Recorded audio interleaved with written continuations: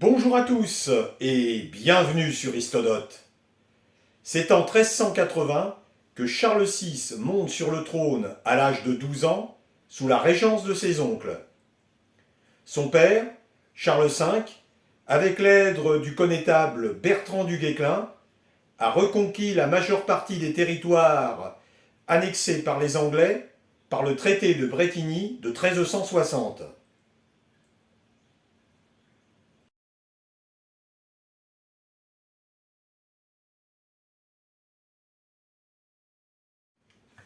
Un début de règne qui s'annonce donc sous les meilleurs auspices pour le jeune souverain. Mais qui aurait pu prévoir que tout allait être remis en cause par sa santé mentale défaillante, illustrée d'abord par son coup de folie dans la forêt du Mans, puis par l'épisode tragique du célèbre bal des Ardents.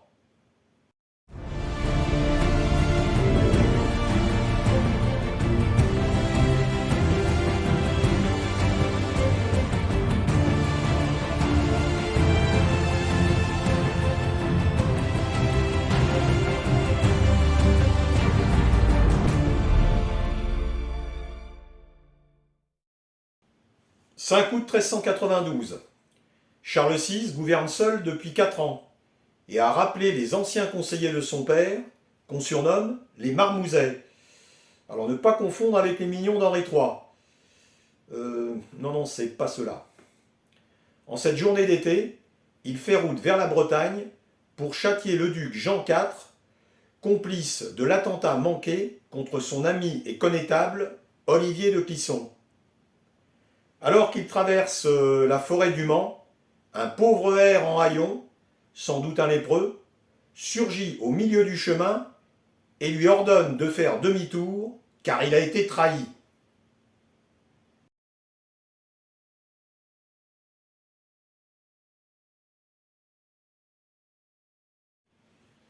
On écarte le malheureux sans ménagement et la petite troupe poursuit sa route.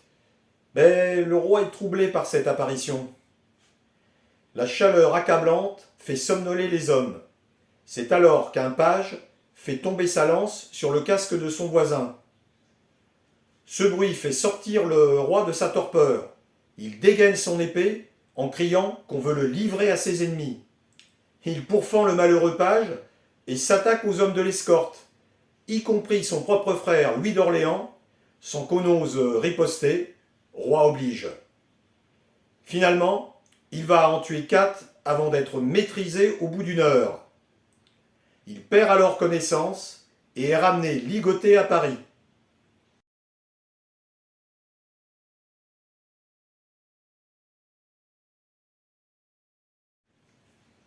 C'est seulement 3 jours plus tard qu'il va reprendre ses esprits. Il va se confesser et demander pardon. La nouvelle se répand que le roi est devenu fou. Mais malgré tout, la population lui gardera toujours son affection avec son surnom de Charles le Bien-Aimé. Toutes sortes de médecins et de charlatans se pressent à son chevet. Un certain Guillaume d'Arsigny préconise de ne pas le contrarier et de le divertir. Justement, une belle occasion va se présenter en janvier 1393. La reine Isabeau de Bavière organise un banquet et un bal à l'hôtel Saint-Paul pour le remariage d'une de ses dames de compagnie allemandes. Ok, j'ai dit allemande, mais c'est un mariage, pas une fête de la bière.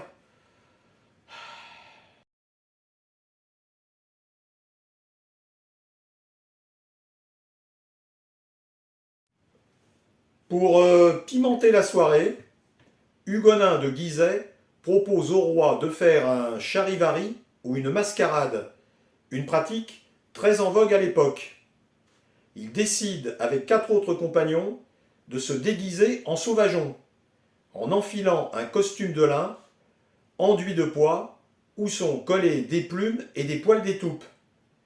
Même leur visage est dissimulé sous un masque, et il est donc très difficile de les reconnaître.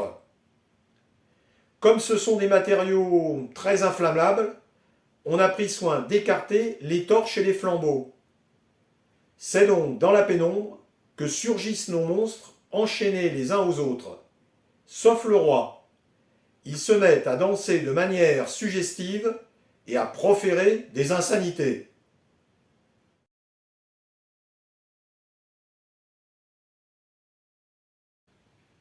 L'instant de surprise passé, les invités s'amusent à deviner qui se cache sous les déguisements.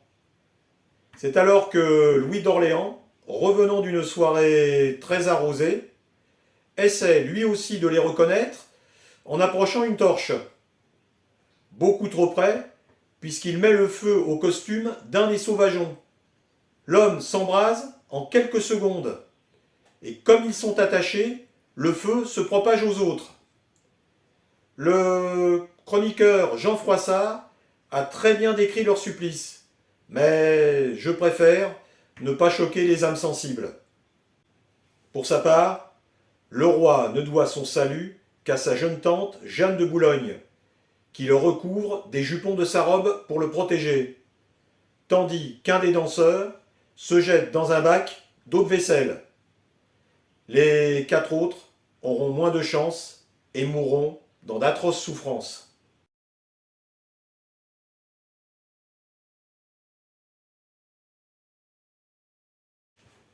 Sur le coup, le roi réagit assez bien à ce drame. Il s'inquiète de l'état de santé de sa femme enceinte et s'apitoie sur le sort des brûlés. Mais quelques jours plus tard, conscient de sa fragilité mentale, il confie la régence à son frère Louis. Mais ses oncles Jean de Berry et surtout le duc de Bourgogne, Philippe le Hardi, veulent l'écarter du pouvoir, prétextant son jeune âge et le rendant responsable de la tragédie du bal. Cette rivalité de pouvoir entre neveu et oncle va déboucher sur une guerre civile entre Armagnac, partisans de Louis et de la maison d'Orléans, et les Bourguignons du duc Jean sans peur. Pour couronner le tout, une expression bien choisie, les Anglais vont profiter de la situation pour reprendre les hostilités.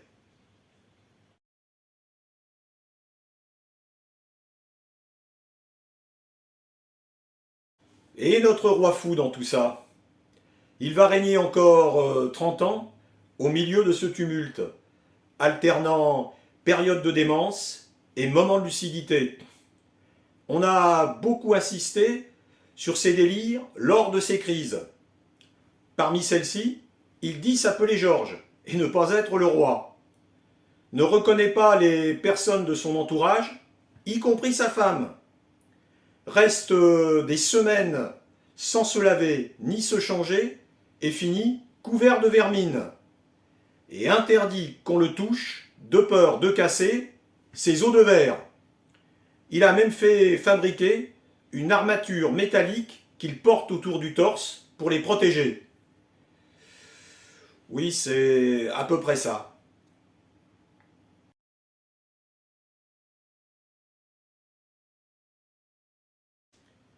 Mais de quoi souffre-t-il exactement?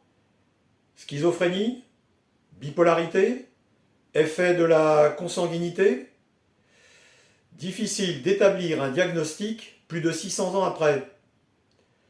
En tout cas, son état aura des répercussions catastrophiques sur le royaume de France. En 1420, 2 ans avant sa mort, il signe le traité de Troyes, faisant d'Henri V d'Angleterre son successeur au détriment de son propre fils. Il faudra attendre 10 ans pour que le dauphin retrouve sa légitimité grâce à une jeune pucelle venue de Lorraine. Voilà, merci à vous de m'avoir suivi et avec moi, faites vivre l'histoire. Salut!